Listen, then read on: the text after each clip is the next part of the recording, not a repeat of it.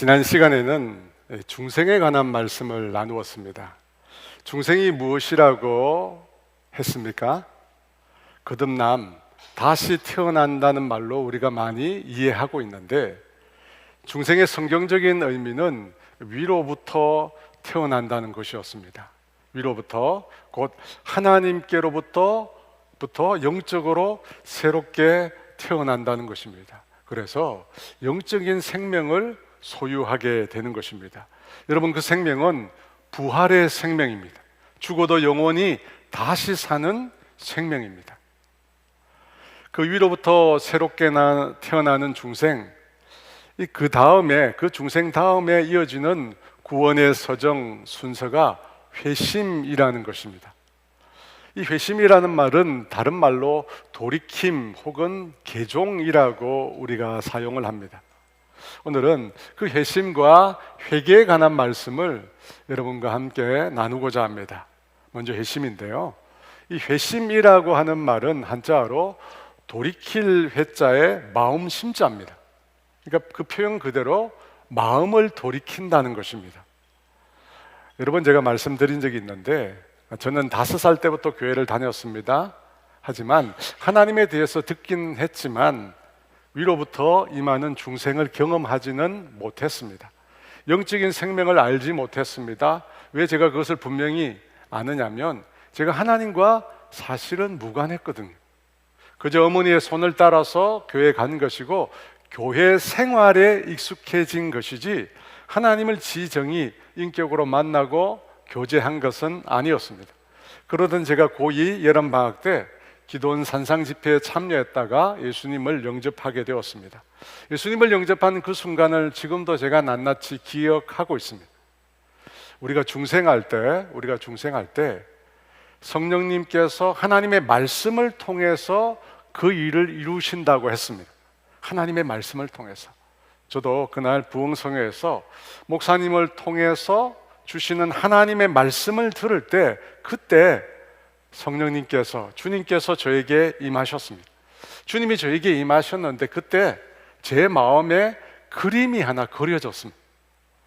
환한빛으로 예수님께서 저에게 다가오시는데, 정작 저는 그 예수님께 등을 돌리고 있는 모습이 제게 보여졌습니다.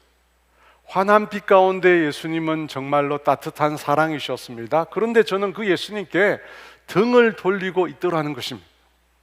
그 순간 제가 깨닫게 되었습니다. 왜 지금까지 내 삶이 이토록 외롭고 공허하고 힘들고 아팠는지 그 이유를 그 순간에 알게 되었습니다. 제가 하나님의 사랑을 거부해 왔기 때문입니다. 하나님의 사랑 없이 내 힘으로 살아왔기 때문입니다. 그걸 깨닫는 순간 먼저는 그렇게 살고 있는 제 자신이 부끄러웠습니다. 그리고 불쌍하기도 했습니다. 그리고 다른 한편으로 저에게 따뜻한 손을 내미시는 그 주님께 너무 죄송했습니다. 저에게 끊임없이 따뜻한 사랑을 베풀고 계시는 그 주님께 너무 죄송했어요. 그래서 그때 저도 저를 향하여 환한 빛으로 다가오시는 그 예수님께로 방향을 틀었습니다. 돌이켰습니다. 여러분, 그것이 저의 회심이었습니다. 여러분, 회심은 돌이키는 것입니다. 죄로부터 돌이키고 하나님께로 돌이키는 것입니다.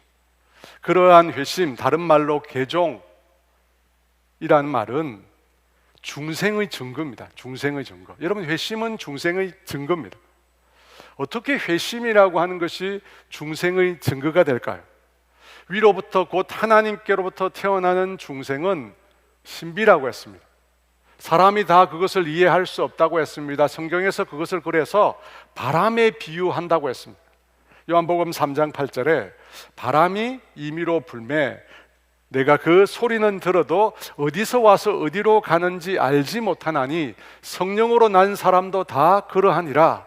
예수님께서 말씀하신 거듭남, 다시 태어남, 중생의 특징은 모른다는 것입니다. 어디서 와서 어디로 가는지 모릅니다.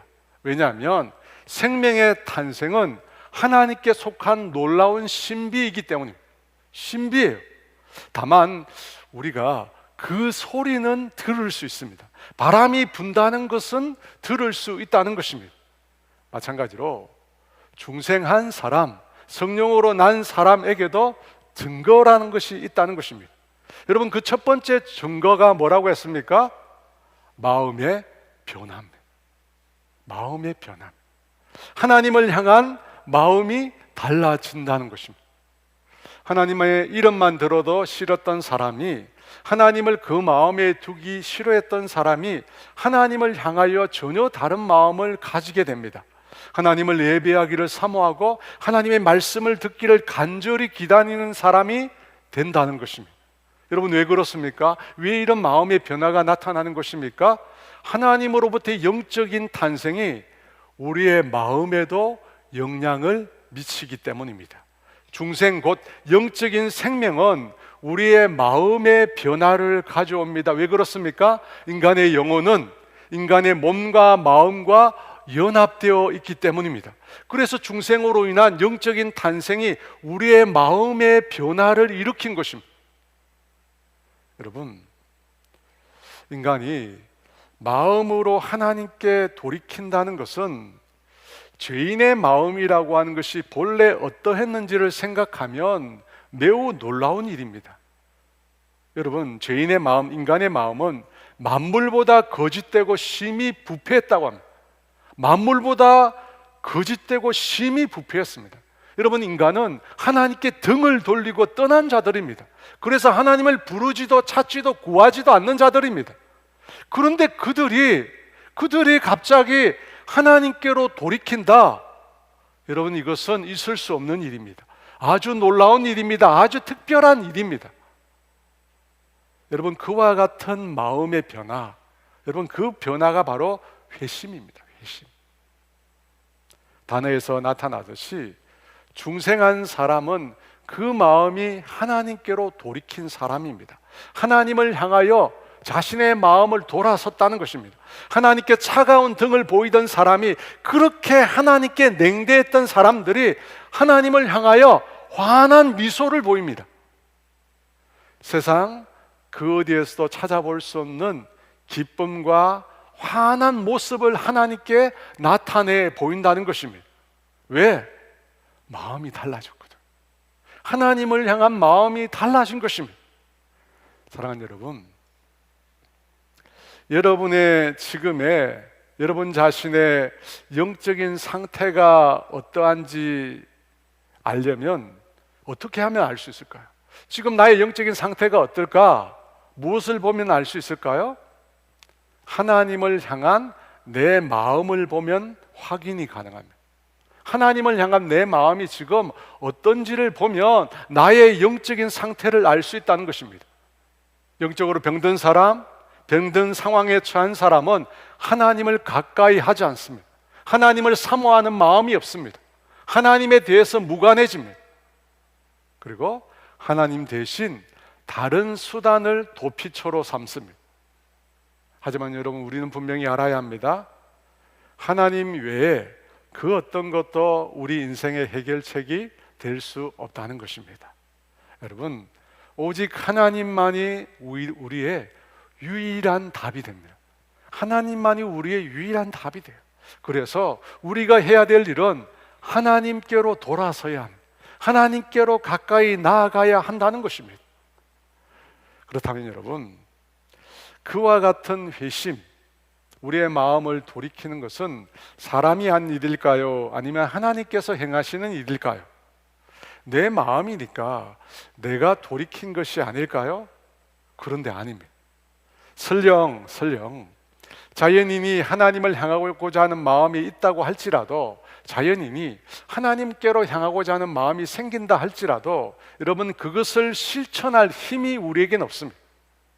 힘이 없어요. 왜냐하면 우리 안에 있는 이 죄된 성품이 그렇게 호락호락한 것이 아니기 때문입니다. 그래서 구약의 성도들이 뭐라고 얘기했느냐면, 하나님께서 먼저 돌이켜 주셔야 한다고 말합니다. 하나님께서 먼저 나로 하여금 하나님께로 돌이키게 만들어 주셔야 한다고 구약의 성도들이 얘기했습니다. 예레미야가 5장 21절 말씀입니다. 같이 읽어볼까요? 여호와여, 우리를 주께로 돌이키소서. 그리하시면 우리가 주께로 돌아가겠사오니 우리의 날들을 다시 새롭게 하사 옛적 같게 하옵소서. 무엇이라고 합니까? 우리를 주께로 돌이켜 달라고. 하나님이 해 주셔야 한다는 것입니다. 하나님이 도와주셔야 한다는 것입니다. 여러분, 우리가 중생했잖아요. 위로부터 난 생명을 얻었잖아요. 영적인 생명을 얻었잖아요. 그런데 여러분, 이 생명도 스스로 힘을 발휘할 수 있는 게 아닙니다. 이 생명도 예수님과 온전한 연합 가운데 있을 때, 예수님 안에 있을 때 이 생명도 힘을 발휘할 수 있습니다. 그래서 예수님께서 이런 말씀을 하셨어요. 요한복음 15장 5절 하반절에 너희가 나를 떠나서는 아무것도 할 수 없느니라. 우리가 거듭난 이후에도, 새로운 생명을 얻은 이후에도 그 생명을 가지고 우리 스스로 뭔가를 하는 게 아니라 그 생명도 예수님 안에 있을 때, 예수님과 함께 할 때만 그 생명도 그 생명력을 발휘할 수 있다는 것입니다. 그러므로 여러분, 우리의 회심도 하나님의 은혜이며 하나님의 선물인 것입니다. 거듭났다고 저절로 우리가 돌이킨 것이 절대 아닙니다. 하나님께서 도와주신 거예요. 하나님이 역사해 주신 것입니다. 물론 사람에게 역할이 있습니다. 여러분, 중생, 거듭난다는 것은, 다시 난다는 것은 철저히 하나님의 주권적인 신비의 역사입니다. 하나님이 하신 거예요. 근데 회심이라고 하는 것은 그것과 달리 사람의 마음에서 일어난 것이잖아요. 사람의 마음에서. 그래서 사람의 역할이 있습니다. 사랑하는 여러분, 여러분은 하나님을 어떤 분으로 알고 계십니까? 여러분, 성경에 나온 하나님, 또 제가 믿고 섬기는 하나님은 매우 인격적인 분이십니다. 매우 인격적이다는 말은 무슨 뜻이냐면 강요하지 않는다는 뜻입니다. 하나님께서 당신의 생각이나 뜻을 우리에게 강제하지 않는다는 것입니다. 여러분, 하나님은 우리에게, 인간에게 선택의 자유를 주셨습니다. 자유의지를 주셨어요. 심지어 하나님 당신을 배신할 수 있는 자유까지도 주신 분이십니다. 여러분, 이것은 하나님이 지극히 인격적인 분이시라는 뜻입니다. 그뿐만 아니라 하나님께서는 인간을 하나님 당신과 동일한 인격체로 존중하신다는 것입니다. 여러분, 그런 의미에서 보면 회심이라고 하는 것에 있어서 인간의 지분이 있습니다. 인간의 지분이 있어요. 인간이 그 마음으로 결정해야 하는 것이 있습니다. 그래서 로마서 10장 9절에 이렇게 말씀합니다. 같이 있습니다. 내가 만일 내 입으로 예수를 주로 시인하며 또 하나님께서 그를 죽은 자 가운데서 살리신 것을 내 마음에 믿으면 구원을 받으리라. 여러분, 우리 마음이 반응하는 것입니다. 내 마음이 믿으면 내 마음이 의지적인 선택을 한다는 것입니다. 그러므로 여러분, 회심, 돌이킴은 하나님의 일인 동시에 또한 인간의 일입니다. 인간의 일이에요. 물론 순서는 있습니다. 하나님께서 돌이키게 해주셔야 합니다. 하나님께서 우리 가운데 역사하셔서 우리의 마음을 돌이키게 해주셔야 합니다. 그리고 그 돌이킴에 우리가 반응하여 하나님께로 돌아서야 한다는 것입니다. 여러분, 이러한 회심의 아주 큰 특징은 뭐냐면 모든 사람들의 회심의 경험이 같지 않다는 것입니다. 하나님께로 사람들이 돌아가는 방식이 제각기 다릅니다. 그 중에 크게 두 가지로 나눌 수도 있는데요, 급진적으로 하나님께 돌아가는 사람이 있고 상대적으로 점진적으로 돌아가는 사람들이 있습니다. 성경에 보면 급진적인 회심의 대표자는 사도 바울일 것입니다. 여러분, 바울은 어떻게 회심했습니까? 예수 믿는 사람들을 잡으러 가는 현장에서 예수님을 만나고 회심하게 됩니다. 그 결과 박해자 사울이 전도자 바울로 바뀌게 됩니다. 이 급진적으로 개종한 또 다른 케이스로 빌립보 감옥에 있었던 간수를 들 수 있습니다. 귀신 들린 여종을 고쳐주었다가 바울과 실라가 옥에 갇히게 됩니다. 그날 밤중에 바울과 실라가 일어나서 기도하고 하나님을 찬양합니다. 그들은 자신이 당한 고난에 대해서 불평하거나 원망하는 것이 아니라 오히려 하나님을 높이고 하나님을 찬양했습니다. 그런데 갑자기 그때 큰 지진이 일어나서 옥문이 열리고 죄수들을 메고 있던 모든 착고가 풀려지게 됩니다. 자다가 옥문이 열린 것을 보고 죄수들이 도망간 줄 알고 간수는 스스로 자신의 목숨을 끊으려고 했습니다. 근데 그때 바울이 소리를 지릅니다. 내 몸을 상하게 하지 말라. 우리가 다 여기에 있다. 외칩니다. 그 소리를 듣고 간수가 달려가 바울과 실라 앞에 무릎을 꿇습니다. 그리고 선생들이여, 내가 어떻게 하여야 구원을 얻으리까? 라고 묻습니다. 그때 이렇게 대답을 합니다. 사도행전 16장 31절 말씀 우리 다 같이 있습니다. 주 예수를 믿어라. 그리하면 너와 내 집이 구원을 받으리라. 이 약속의 말씀을 받아들이고 그 현장에서 간수가 예수님을 영접함으로 빌립보 감옥의 간수가 회심하게 됩니다. 그리고 그의 집에서, 회심한 그의 집에서 유럽 최초의 교회인 빌립보 교회가 시작되게 됩니다. 여러분, 이처럼 성경에 보면 급진적인 회심의 내용이 더러 많이 나옵니다. 그런데 성경 외에도 아주 급진적인 회심을 경험한 분들이 많이 있습니다. 아마 이 중에도 계실 텐데요. 조금 오래된 찬양 중에 불 속에라도 들어가서라고 하는 찬양이 있습니다. 불 속에라도 들어가서. 이 찬양 가사에 이런 내용이 있습니다. 탕자를 살려둔 주님 말씀에 죄인의 두 다리 묻어두었네. 아들이여 일어나 내 손을 잡고 십자가 내가 지고 끝내기리. 불 속에라도 들어가서 세상에 널리 전하리. 여러분, 가사의 내용이 범상치 않습니다. 최수동이라는 목사님의 회심 이야기를 가사로 해서 적은 찬양입니다. 이분이 서울대 건축학과를 나왔습니다. 얼마나 똑똑했겠습니까? 그런데 아침마다 그 어머니가 수동아, 예수 믿어야 산다. 아무리 똑똑해도 아무리 잘나도 예수 믿어야 산다. 그러셨대요. 이분이 해병대에 지원을 해서 월남 파병을 다녀왔습니다. 그리고 제대한 이후에는 사업을 시작해서 13년간 순풍에 돛단 듯이 그칠 것 없이 너무나 잘 나갔다고 합니다. 그러다가 갑자기 어려움이 닥쳐서 하루아침에 파산을 하게 됩니다. 그러는 동안 어머니는 소천하시고 그는 돈을 벌려고 중동으로 떠났습니다. 그런데 부인이 예수를 믿었나 봐요. 어머니와 똑같은 소리로 예수 믿어야 삽니다. 아무리 똑똑하고 잘나도 예수 믿어야 삽니다. 그랬답니다. 전화가 오고 편지가 올 때마다 늘 그 소리를 했다고 그럽니다. 그러던 어느 날 이 현지인 굴삭기 기사에게 월급을 2배로 줄 테니까 새벽에 와서 일을 좀 해달라고 했다고 합니다. 보통 그 당시 중동 사람들은 오전 9시, 11시, 심지어 오후 3시에 와서 일을 했다고 합니다. 근데 돈을 더 줄 테니까, 2배를 줄 테니까 일찍 나오라고 했습니다. 그렇게 해서 나온 이 현지인 굴삭기 기사가 일을 하다가 그만 졸게 되었습니다.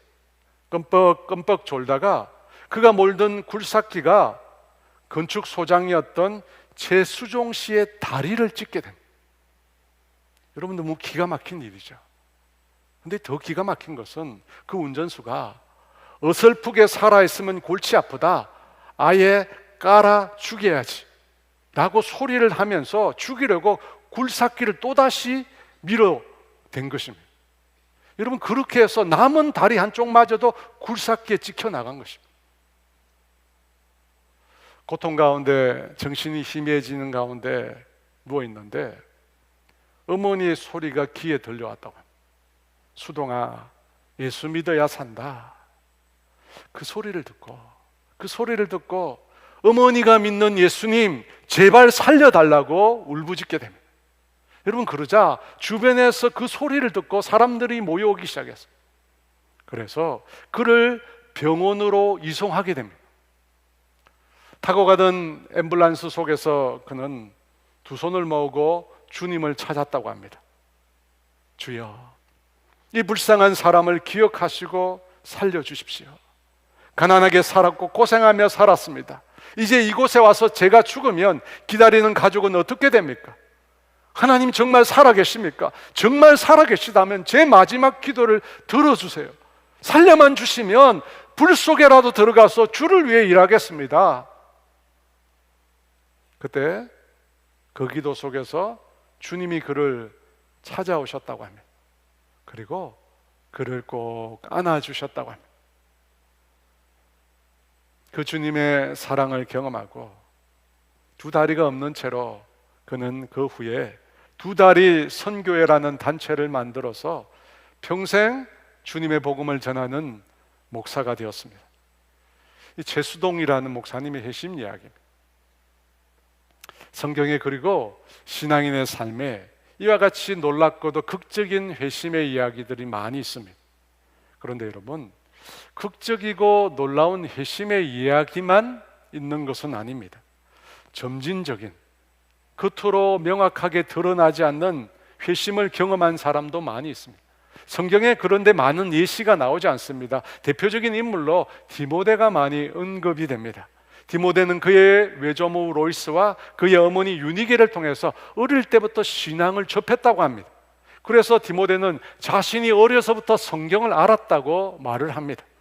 물론 그때의 신앙은 유대교 신앙이었을 것입니다. 그러다가 디모데가 기독교 신앙을 갖게 된 아마 어떤 특정한 시점이 있었을 것입니다.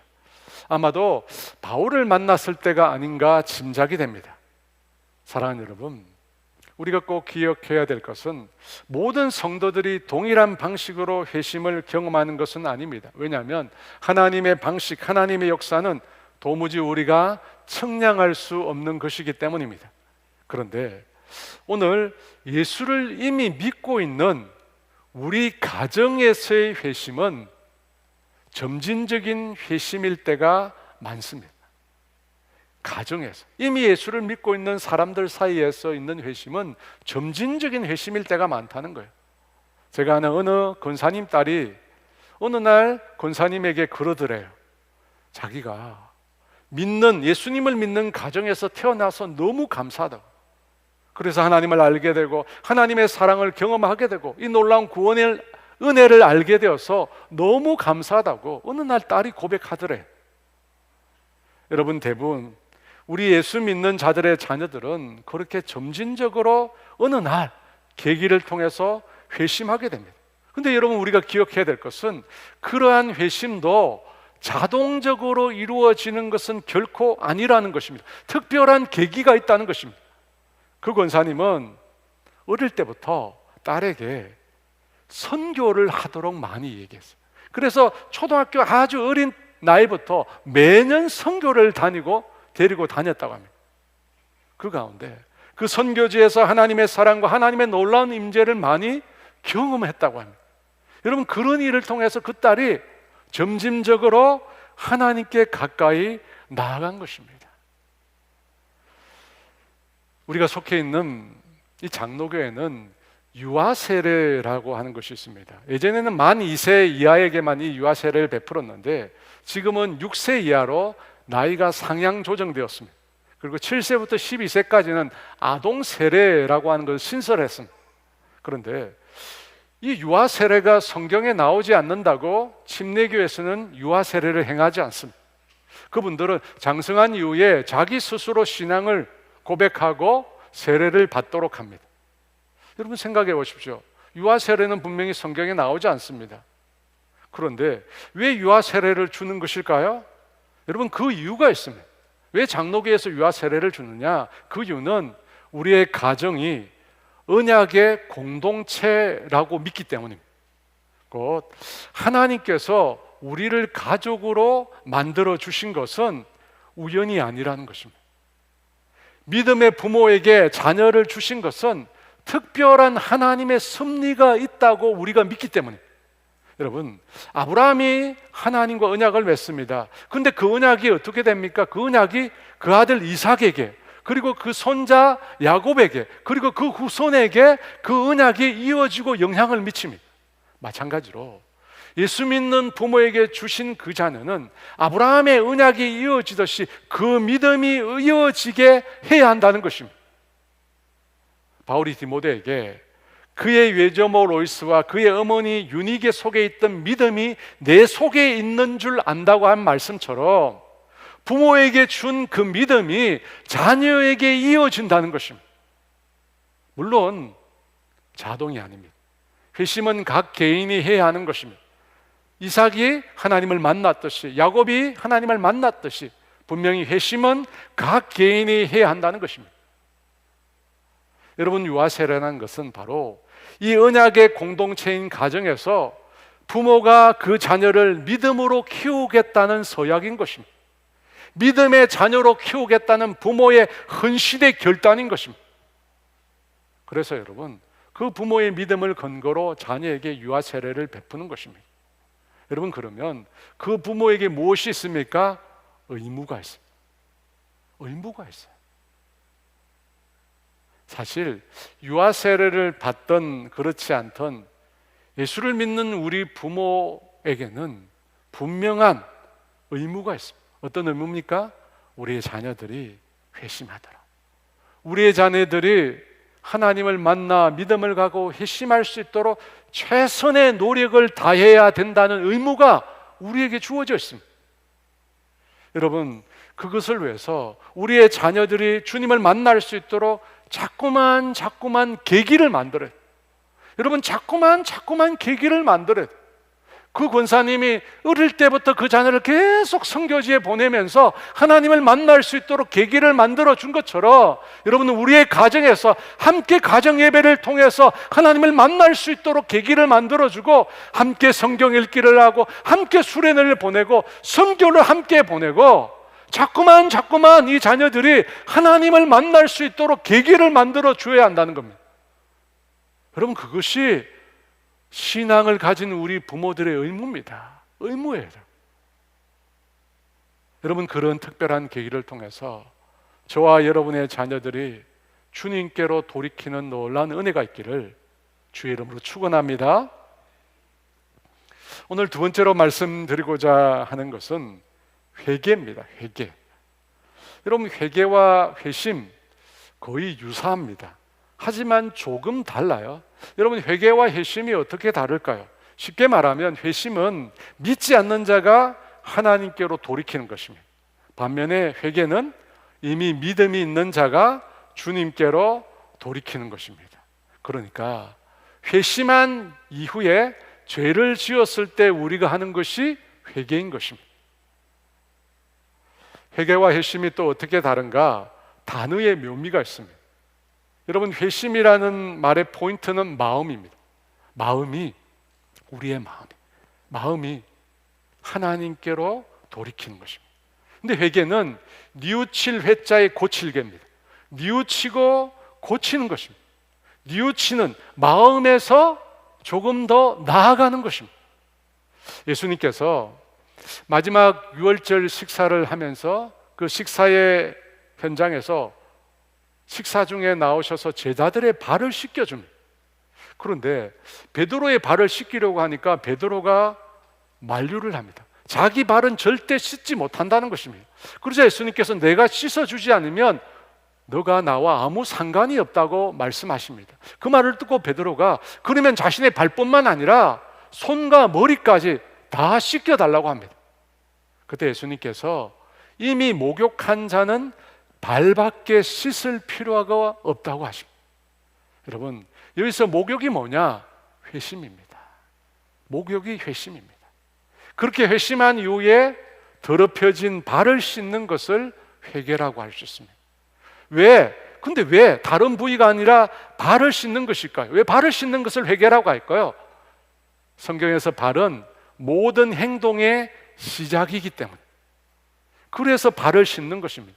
회개라고 하는 것은 마음에서 한 걸음 나아가 행동으로, 삶으로 고치는 것을 말하기 때문입니다. 여러분, 이것이 두 번째 다른 특징입니다. 그뿐만 아니라 회심이라고 하는 것은 단회적입니다. 예수를 믿을 때 중생을 통해서 나의 마음이 돌이켜지는 것입니다. 곧 예수 믿을 때 단 한 번 나타나는 것입니다.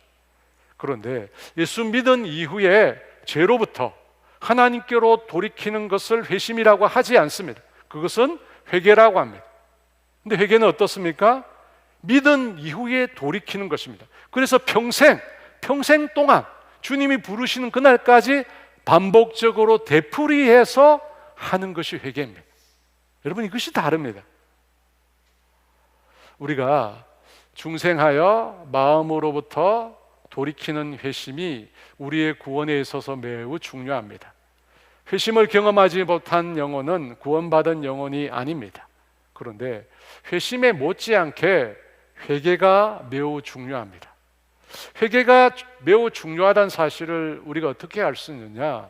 성경에 보면 회개의 메시지로 가득 차 있습니다. 세례 요한이 와서 제일 첫 번째로 유대 백성에게 한 말이 뭐냐면 회개하라. 회개하라, 천국이 가까이 왔다 였습니다. 예수님께서 공생애를 시작하시면서 제일 첫 번째 했던 메시지도 회개하라, 하나님의 나라가 가까이 왔다라고 하는 말씀이었습니다. 그리고 성경의 맨 마지막 요한계시록 라오디게아 교회를 향하여 주님께서 주신 말씀도 회개였습니다. 요한계시록 3장 19절 말씀 같이 읽어볼까요? 무릇 내가 사랑하는 자를 책망하여 징계하노니 그러므로 내가 열심을 내라, 회개하라.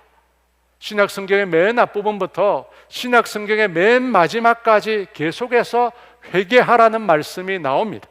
성경 곳곳에 회개하라는 말씀이 나온다는 것입니다. 왜 성경은 하나님의 자녀들에게, 백성들에게 이처럼 회개를 요구하는 것일까요? 왜 그럴까요? 한 번의 회심으로 우리가 완전해지지 않기 때문에. 여러분, 하나님의 은혜로 우리가 중생하게 되었습니다. 위로부터 난 생명을 얻게 되었습니다. 우리의 마음이 하나님께 향하게 되었습니다. 그런데 우리에게 있는 그 사람은 끊임없이 다시 예전의 모습으로 돌아가려고 합니다. 오뚜기처럼 끊임없이 이전으로 죄된 삶으로 다시 돌아가려고 합니다. 그래서 여러분, 우리에게 반복적인 회개가 필요한 것입니다. 반복해서 우리가 예수 믿고 난 이후에도 반복해서 죄를 짓기 때문에 그 죄를 회개하기 위해서 발을 씻는 회개가 우리에게 필요한 것입니다. 여러분, 분명 회심은 우리의 구원을 위해서입니다. 단 한 번 하나님께 돌이킴으로 구원을 얻게 됩니다. 그런데 이 구원 이후의 회개, 이 구원에 위해 회개는 하나님과의 교제를 위해서 필요한 것입니다. 하나님과의 교제를 위해서 필요한 거예요. 여러분, 죄라는 것은 하나님과의 교제를 단절시켜요. 우리가 죄를 지으면 하나님과의 영적인 교제가 단절됩니다. 우리가 예수 믿고 거듭난 이후에도 죄를 지으면 어떻게 된다고요? 하나님과의 교제가 단절돼요. 사랑하는 여러분, 하나님이 우리를 창조하신 이유도, 하나님께서 우리를 구원하신 이유도, 목적이 뭡니까? 우리와 교제하기 위해서입니다. 우리와 사랑의 교제를 나누기 위해서입니다. 코이노니아, 여러분, 이것을 위해서입니다. 그런데 그것을 가로막는 게 뭡니까? 죄라는 거예요. 죄라고 하는 것은 하나님과 우리 사이를 갈라놓는 것입니다. 이사야 59장 2절 말씀입니다. 같이 있습니다. 오직 너희 죄악이 너희와 너희 하나님 사이를 갈라놓았고 너희 죄가 그의 얼굴을 가리어서 너희에게서 듣지 않으시게 함이니라. 죄가 하나님과 우리 사이를 갈라놓았다고 합니다. 죄가 하나님의 얼굴을 가리었다고 합니다. 하나님의 얼굴을 가리었다. 무슨 뜻일까요? 여러분, 성경에서 하나님의 얼굴은 하나님의 은총을 상징합니다. 하나님의 얼굴은 하나님의 임재를 상징합니다. 여러분, 죄라고 하는 것이 하나님의 은총을 가로막는 것입니다. 죄라고 하는 것이 하나님의 임재를 가로막는 것입니다. 그래서 오늘 우리가 읽은 시편 51편 1절에 보면 범죄한 이후에 다윗이 그런 얘기를 하잖아요. 주님, 제발 나를 주 앞에서 쫓아내지 마시고 주의 성령을 내게서 거두지 말라고, 구원의 즐거움을 다시금 회복시켜 달라고. 여러분, 왜 이런 얘기를 하고 있습니까? 죄 때문에 하나님과 자기 사이가 갈라진 것입니다. 그래서 고통스러워서 외치고 있는 것입니다. 사랑하는 여러분, 죄로 인하여 우리가 매번 회심할 필요는 없습니다. 이미 우리의 마음은 돌이킨 상태입니다.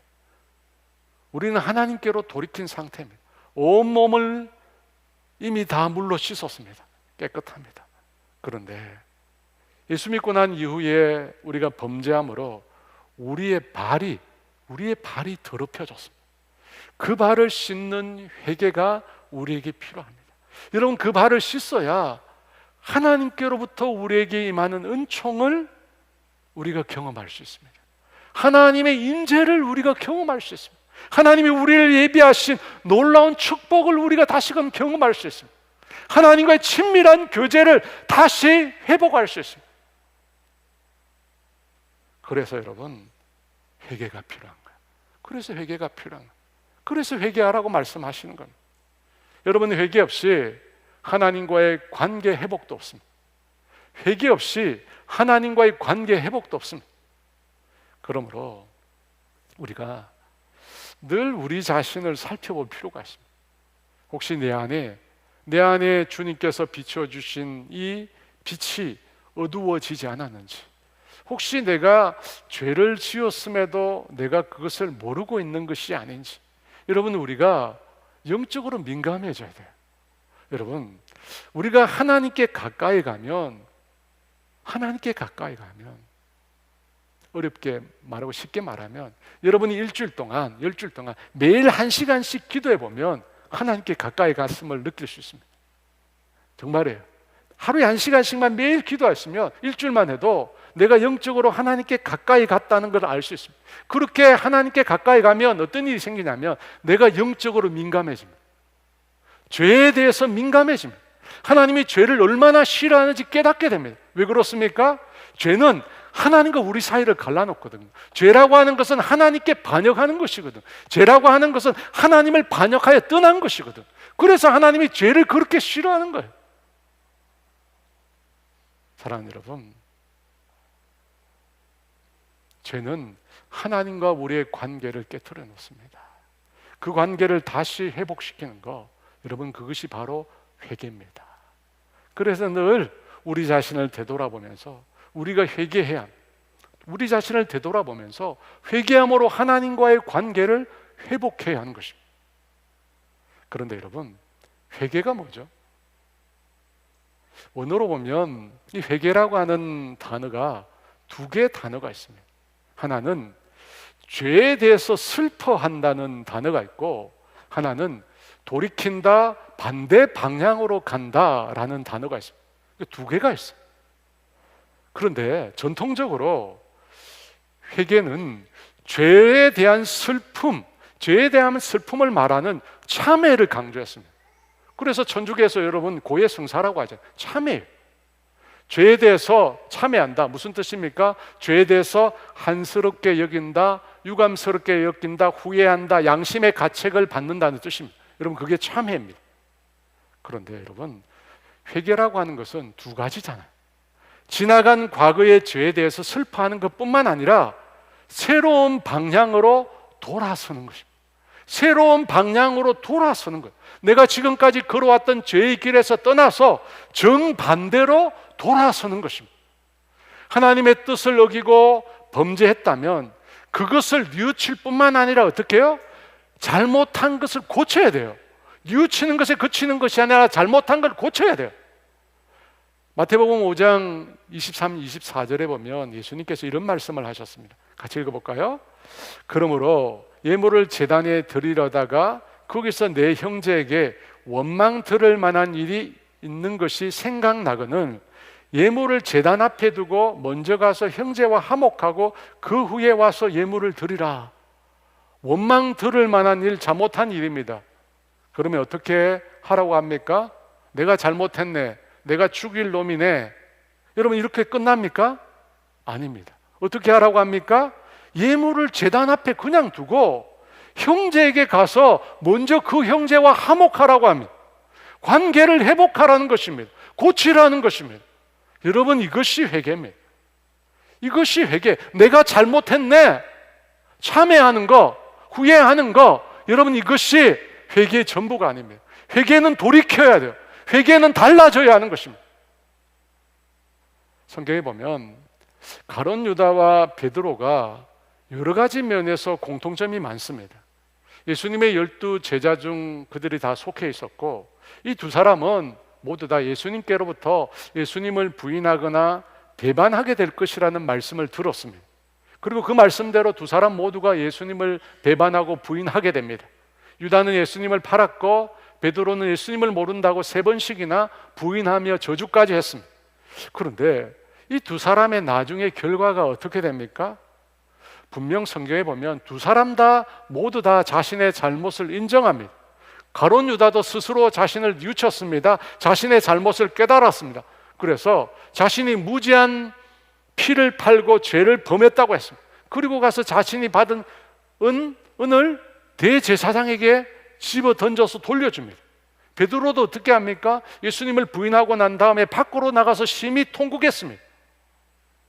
분명히 두 사람 다 자신이 한 잘못을 깨달았습니다. 그런데 두 사람의 마지막 모습은 너무나 큰 차이가 납니다. 베드로는 자신의 잘못을 돌이킨 이후에 초대 예루살렘 교회를 세우는 위대한 믿음의 사람으로 쓰임을 받았습니다.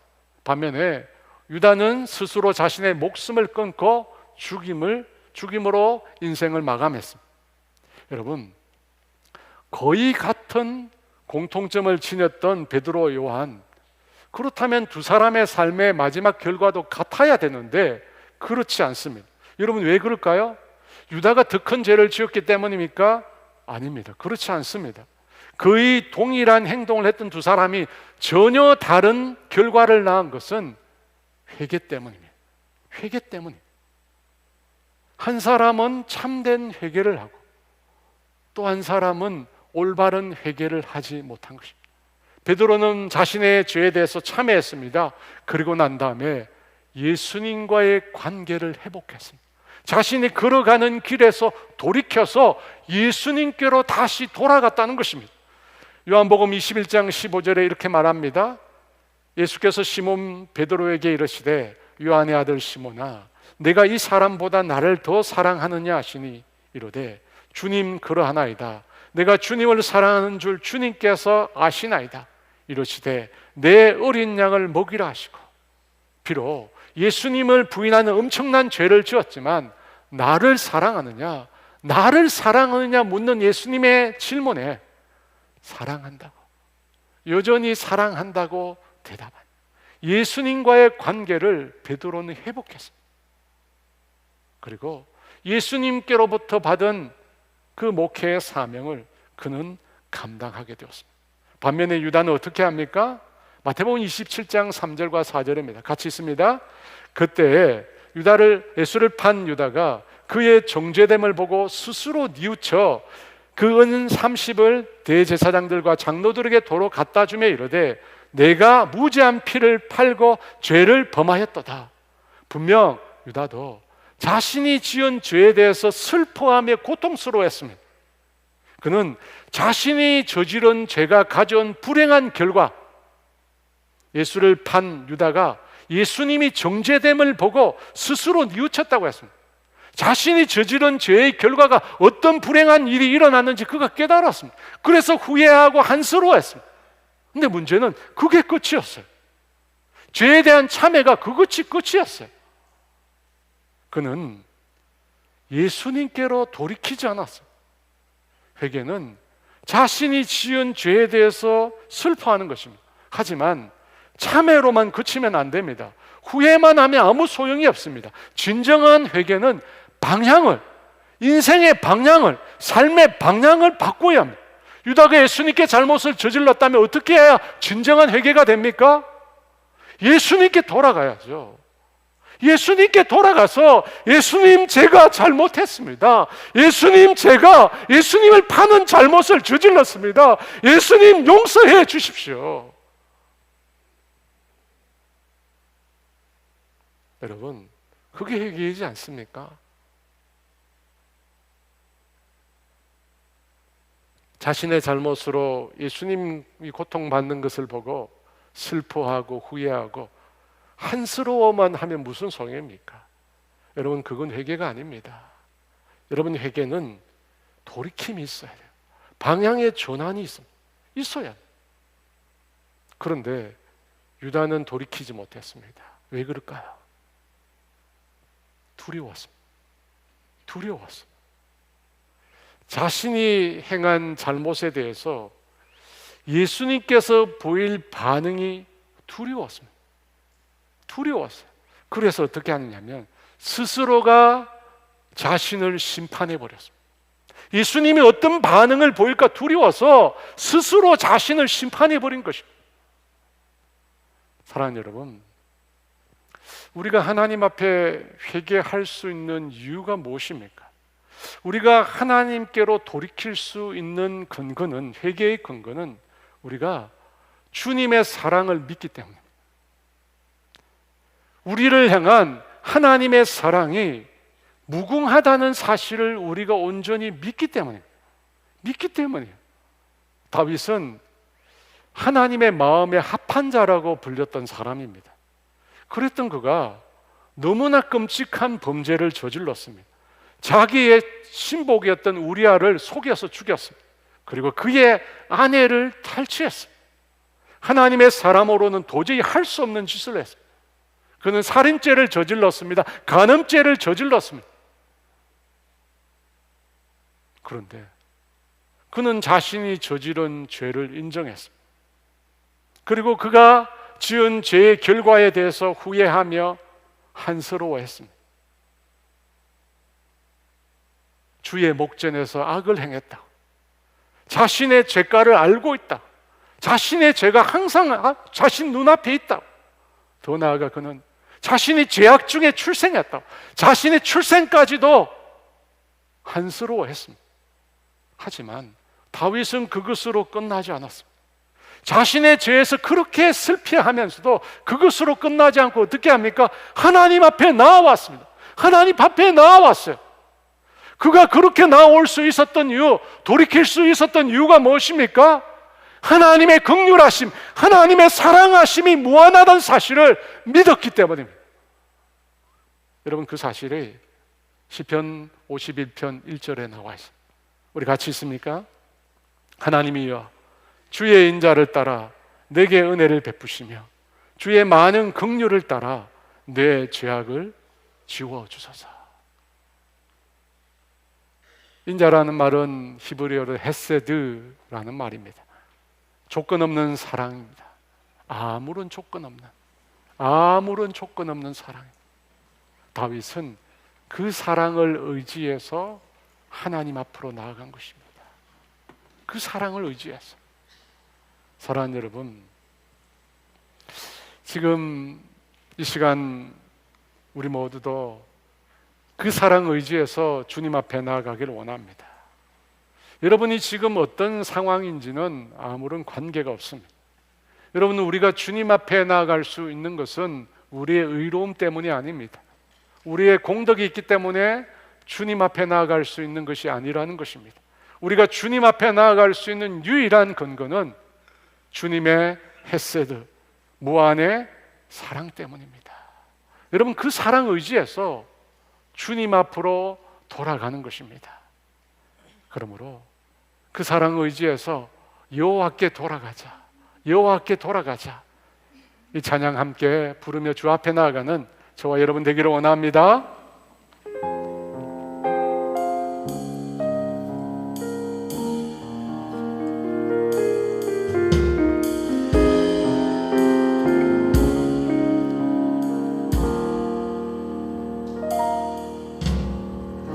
내 백성이 나를 떠나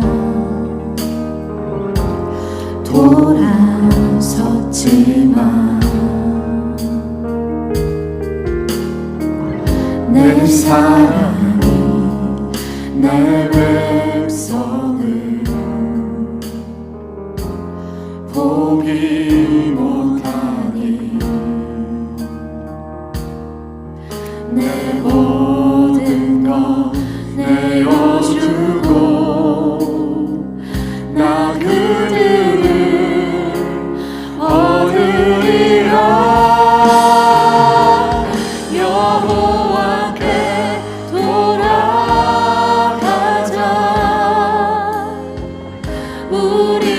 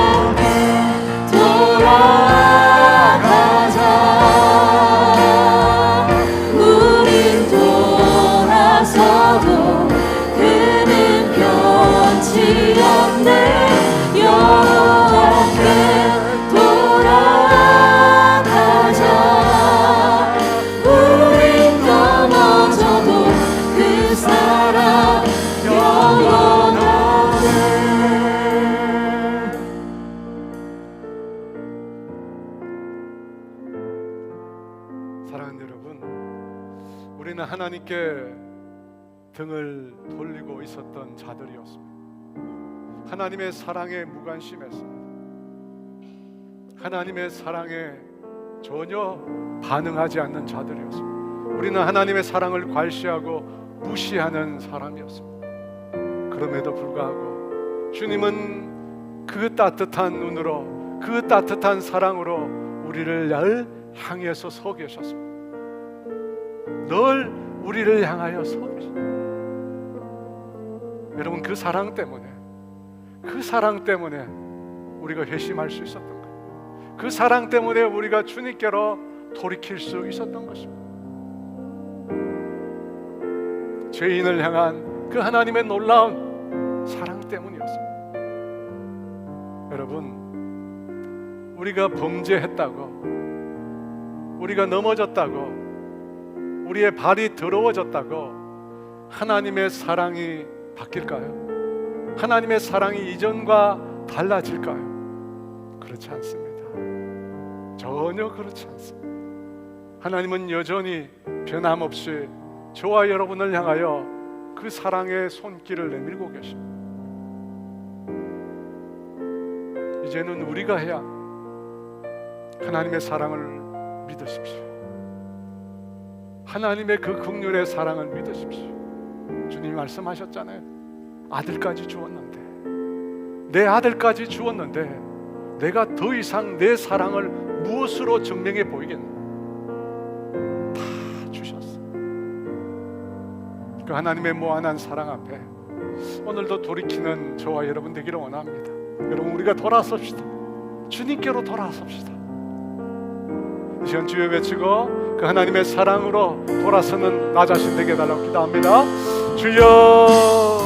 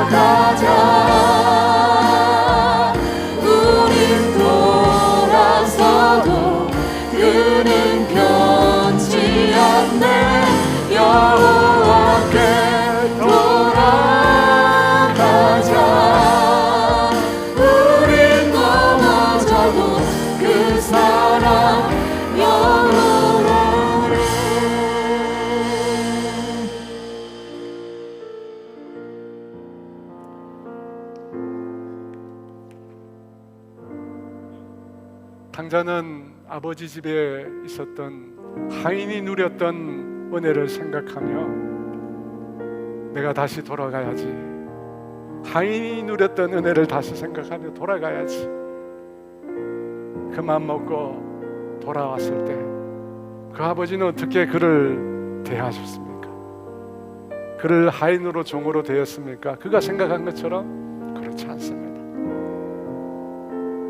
아버지는 자신의 모든 것을 다시 다 내어주며 그를 품에 안으시면서 내 아들이 죽었다 다시 살아났다고 그렇게 기뻐하십니다. 우리가 주님께 돌아서면 주님은 우리를 책망하거나 야단하거나 심판하는 것이 아니라 내 아들아 사랑한다, 내 딸아 사랑한다, 내가 너를 기다리고 있었다 말씀하시는 분이십니다. 하나님 아버지, 우리가 늘 그 주님을 기억하게 하여 주시옵소서. 인자하심과 긍휼하심에 무한하신 하나님, 아가페 하나님, 헤스드의 하나님, 사랑이 무한하신 하나님, 넘치시는 하나님, 그 하나님 늘 생각하며 죄악을 미워하고 그 하나님께로 날마다 돌이키는 하나님의 사람들 다 될 수 있도록 우리에게 은혜를 주세요. 너희가 나를 떠나서는 너희가 아무것도 할 수 없다고 했습니다. 맞습니다. 주님, 주님을 떠나서 아무것도 할 수 없습니다. 주의 성령을 내게 거두지 마시고 매일매일 성령의 충만함을 주세요. 매일매일 주님 안에 살아갈 수 있도록 도와주시옵소서. 도와주시옵소서. 지금은 우리 주 예수 그리스도의 은혜와 하나님의 다함이 없는 사랑하심과 성령의 교통하심과 인도하심과 위로하심, 돌이킴을 통해 하나님의 놀라운 사랑 안에 살아가기로 결단하는 사랑하는 성도들 위해 이제로부터 영원토록 함께 하시기를 간절히 축원하옵나이다.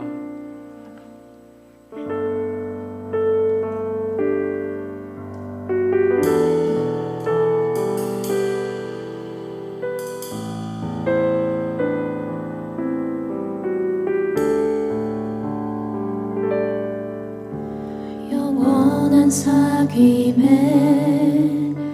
날 초대하시네. 주님을 누리며 사는 것, 날 지으신 대로, 날 부르신 대로 주님과 함께 걷는 삶, 이것이 영원한 삶, 이것이 영원한 삶, 참 하나님과 그 아들 아는 삶, 이것이 영원한 삶, 이것이 영원한 삶, 내가 주 안에, 주는 내 안에 늘 거하는 삶.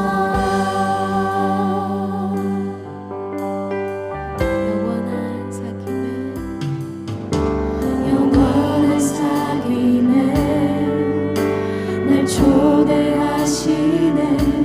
주님을 누리며 사는 것,